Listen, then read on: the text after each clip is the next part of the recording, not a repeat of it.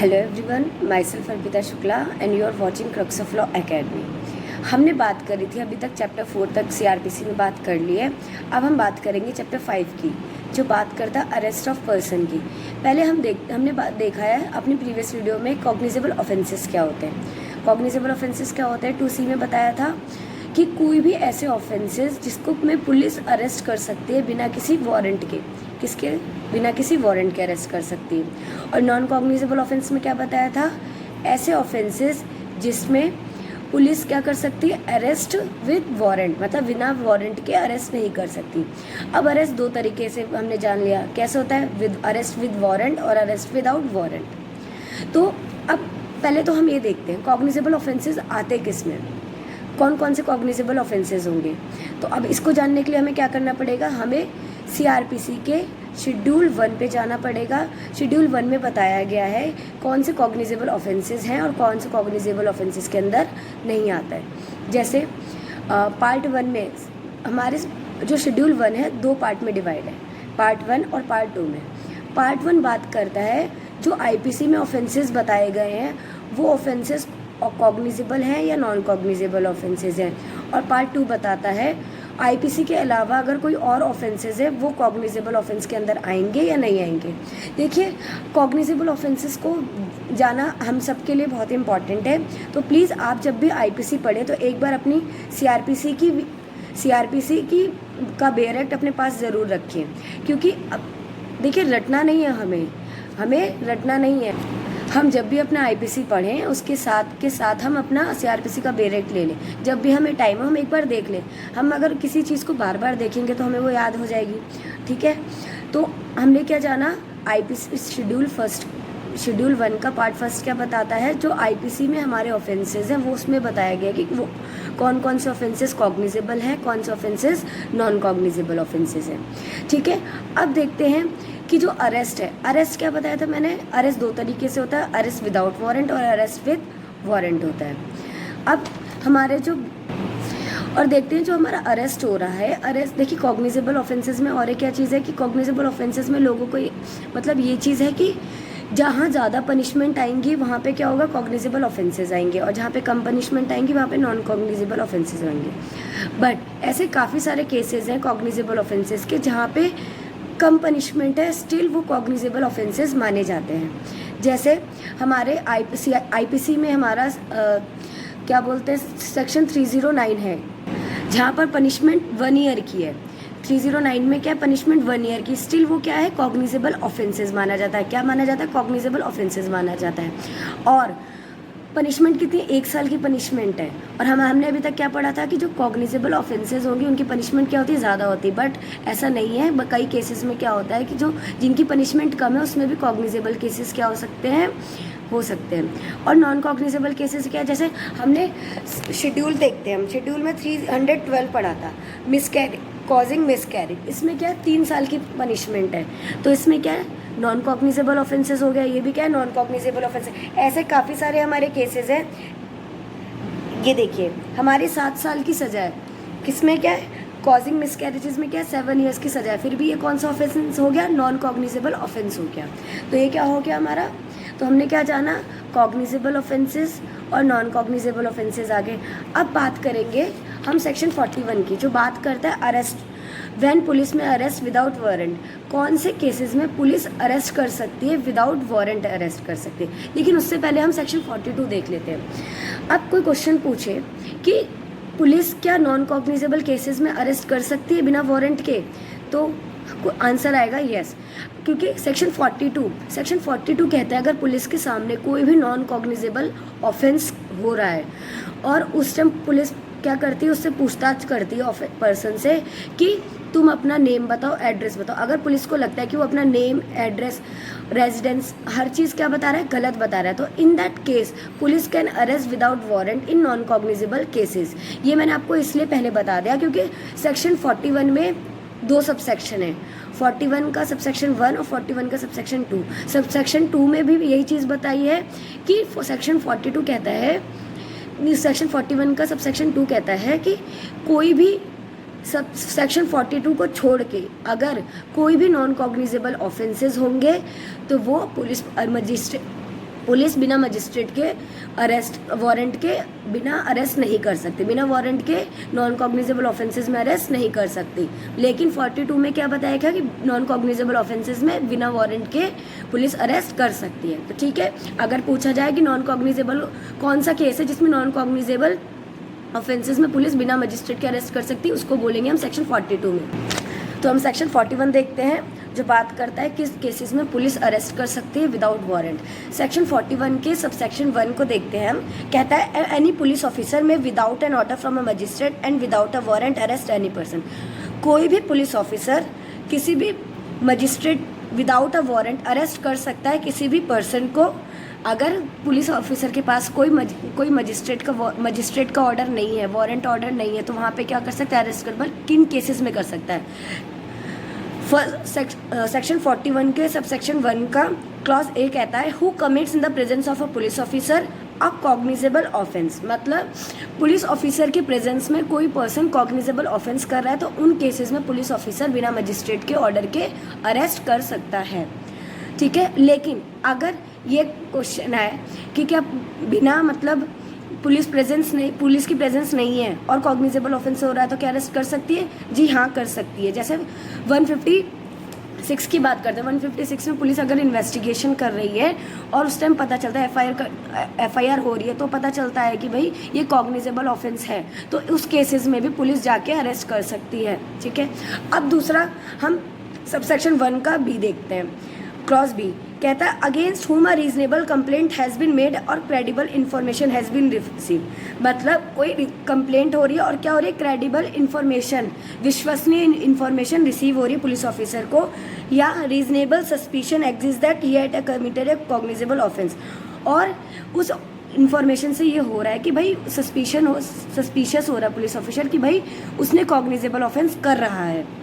तो और उसमें क्या है, कौन से ऑफेंसेस होंगे, जो 7 साल तक के होंगे या 7 साल से कम के ऑफेंसेस होंगे। अगर कोई ऑफेंस हो रहा है तो वहाँ पे क्या होगा, पुलिस ऑफिसर अरेस्ट कर सकती है। कोई रीजनेबल, किसमें रीजनेबल क्रेडिबल इन्फॉर्मेशन मिलती है तो, या फिर पुलिस सस्पिशियस है कि भाई ये पर्सन ने कोई ऑफेंस कर रहा है जिसमें 7 साल की सज़ा हो सकती है या 7 साल से कम की सज़ा हो सकती है, 7 साल तक की सज़ा है, तो वो क्या कर सकता है, पुलिस ऑफिसर अरेस्ट कर सकता है। ठीक है, अब देखते हैं कौन कौन से केसेस हैं जिसमें फॉलोइंग कंडीशन है। हमें कुछ कंडीशन सेटिस्फाई करनी पड़ेगी। जैसे police officer has reason to believe that on the basis of such complaint information that such person has committed the offence. Police officer जो है ना इन्फॉर्मेशन लेता है, उसमें सस्पिशियस होता है कि भाई इस पर्सन ने कॉग्निजेबल ऑफेंस किया है, तो उस बिना पर वो क्या कर सकता है, अरेस्ट कर सकता है। पुलिस ऑफिसर को ये सेटिस्फाई करना पड़ेगा, ये लिखित में बताना होगा कि कौन कौन कैसे केसेस में पुलिस ऑफिसर मतलब एक्यूज्ड जो पर्सन है उसका अरेस्ट नेसेसरी है। तो फर्स्ट सबसेक्शन हमारा सेक्शन 41 का सबसेक्शन 1 का बी क्लॉज बी का सब क्लॉज 2 कहता है the police officer satisfied such arrested है to prevent such person from committing any further offence. मतलब ये ज़रूरी है कि वो पर्सन ऑफेंस कर सकता है, तो उस ऑफेंस को रोकने के लिए पुलिस ऑफिसर क्या कर सकती है, अरेस्ट कर सकती है। फॉर प्रॉपर इन्वेस्टिगेशन, अगर पुलिस ऑफिसर को लगता है कि इस पर्सन का अरेस्ट ज़रूरी है प्रॉपर इन्वेस्टिगेशन के लिए, तो उस केसेस में भी पुलिस ऑफिसर क्या कर सकती है, अरेस्ट कर सकती है। फिर prevent such person from causing the evidence of offence to disappear और tampering with such evidence in any manner. मतलब सी कहता है कि सब क्लॉज सी कहता है कि किसी भी पर्सन को किसी एविडेंस को रोकने, मतलब ऐसा लगता है कि ये पर्सन जो है ना एविडेंस को क्या कर सकता है, टेम्पर कर सकता है, गायब कर सकता है और उन एविडेंस से छेड़खानी कर सकता है। तो इन दैट केस जो पुलिस ऑफिसर होगा क्या कर सकता है, अरेस्ट कर सकता है पर्सन को, विदाउट वारंट कर सकता है। या फिर उन केसेस में कर सकता है जो विटनेस है, विटनेस को कोई पर्सन थ्रेट कर रहा है, अभी लगता है कि विटनेस को थ्रेट कर सकता है, प्रॉमिस कर रहा है और क्या कर सकता है, इंड्यूसमेंट, लालच दे रहा है या डरा रहा है, धमका रहा है, तो उस केसेस में भी वो पर्सन क्या कर सकता है, अरेस्ट कर सकता, पुलिस ऑफिसर क्या कर सकता है, अरेस्ट कर सकता है पर्सन को। ठीक है, या फिर ये इंश्योर करने के लिए कि उसकी जो अरेस्ट है करना ज़रूरी है कोर्ट में उपस्थिति के लिए। कोर्ट में क्या उपस्थिति करनी है, उस पर्सन को भाई कोर्ट के सामने प्रेजेंट करना है, तो उस केस में अरेस्ट करना ज़रूरी है, तो ये भी बताएगा। लेकिन क्या बोलेगा वो, एक ये सेटिस्फाई, मतलब उसमें वो एक लिख के देगा कि इन कारणों की वजह से उसने अरेस्ट किया है। अब देखते हैं रिकॉर्ड इसमें बताया गया, प्रोविजन कहता है कि जो अरेस्ट हो रहा है उस केसेस में उन्हें क्या करना पड़ेगा, रिकॉर्ड बनाना पड़ेगा कि क्योंकि मैंने अरेस्ट किया है, ठीक है, लिखित में। अब सेक्शन 41 का सबसेक्शन 1 का क्लॉज बी ए, क्लॉज बी में क्या बताया था कि कोई भी क्रेडिबल इंफॉर्मेशन रिसीव हो रही है और उसमें क्या है 7 साल से कम की सज़ा या 7 साल तक की सज़ा की बात करी है। लेकिन बी ए में क्या बात करी है, 7 साल से ऊपर की सज़ा की बात करी है, क्या इम्प्रिजनमेंट फॉर लाइफ की बात करी है और डेथ की बात करी है। दोनों में डिफरेंस क्या है, उसमें 7 साल तक की बात करी है और बीए में क्या बात करी है, 7 साल से ऊपर की सज़ा की बात करी है। या कोई पर्सन ऐसी इन्फॉर्मेशन लेता है पुलिस ऑफिसर की डेथ हो कि ये कॉग्निजेबल ये पर्सन ने ऑफेंस कर रहा है, जो कौन सा हो सकता है, डेथ का हो सकता है और 7 साल से ज़्यादा की सज़ा है, कॉग्निजेबल ऑफेंस ऐसे करें, ठीक है। तो इन दैट इस केसेस में क्या कर सकता है, वो क्या कर सकता है, पुलिस ऑफिसर अरेस्ट कर सकता है बिना किसी मजिस्ट्रेट के ऑर्डर के। अब सी में क्या कहा गया है कि जो पर्सन है वो प्रोक्लेम्ड ऑफेंडर है, मतलब स्टेट गवर्नमेंट के द्वारा ये घोषित कर दिया गया है कि ये पर्सन भागा हुआ है, प्रोक्लेम्ड ऑफेंडर है, मतलब ये पर्सन अभी ऑफेंडर के केस में आता, एक्यूज होता तो वो कोर्ट में जाता अपने आप को प्रूव करने के लिए, लेकिन वो क्या भाग गया है। तो मतलब कोर्ट क्या कर रही है, स्टेट गवर्नमेंट क्या कर रही है, वो घोषित कर दे रही है कि ये बंदा क्या है, ऑफेंडर है। तो अगर इस केस में अगर पुलिस ऑफिसर क्या कर सकती है, अरेस्ट कर सकती है बिना मजिस्ट्रेट के ऑर्डर के। डी में कहा गया क्या है, कोई पर्सन है उसके पास क्या है, कोई चीज़ है, तो पुलिस को सस्पेक्ट लगता है कि जो उसके पास चीज़ है वो क्या है, स्टोलन प्रॉपर्टी हो सकती है। तो इन दैट केस पुलिस क्या कर सकती है, सस्पिशन के बेसिस पे अरेस्ट कर सकती है बिना वारंट के। फिर हु ऑब्स्ट्रक्ट पुलिस ऑफिसर, मतलब कोई पुलिस ऑफिसर ड्यूटी अपनी एग्जीक्यूट कर रहा है लेकिन उसमें क्या कर रहा है, बाधा डाल रहा है, कोई पर्सन ऑब्स्ट्रक्शन डाल रहा है, तो इस केस में भी पुलिस क्या कर सकती है, अरेस्ट कर सकती है। या फिर वो पर्सन क्या करता है, लॉफुल कस्टडी से भाग रहा है या भागने की कोशिश कर रहा है, उन केसेस में भी पुलिस क्या कर सकती है, अरेस्ट कर सकती है मजिस्ट्रेट के बिना ऑर्डर के। और एफ क्या कहता है, एफ कहता है suspected of being a deserter from arm forces, मतलब कोई आर्म फोर्स है उसमें से क्या पर्सन जो है भागने की कोशिश करते, कई सारे केसेस होते हैं आर्मी से कि लोग भागने की कोशिश करते हैं, आर्मी ज्वाइन कर ली फिर भागते हैं, डर जाते हैं किसी भी रीज़न से, तो लगता है कि वो डेजर्टर, तो इनको क्या कहते हैं, डेजर्टर कह देते हैं। इस केस में भी पुलिस अगर देखती तो क्या कर सकती है, अरेस्ट कर सकती है मजिस्ट्रेट के ऑर्डर के बिना।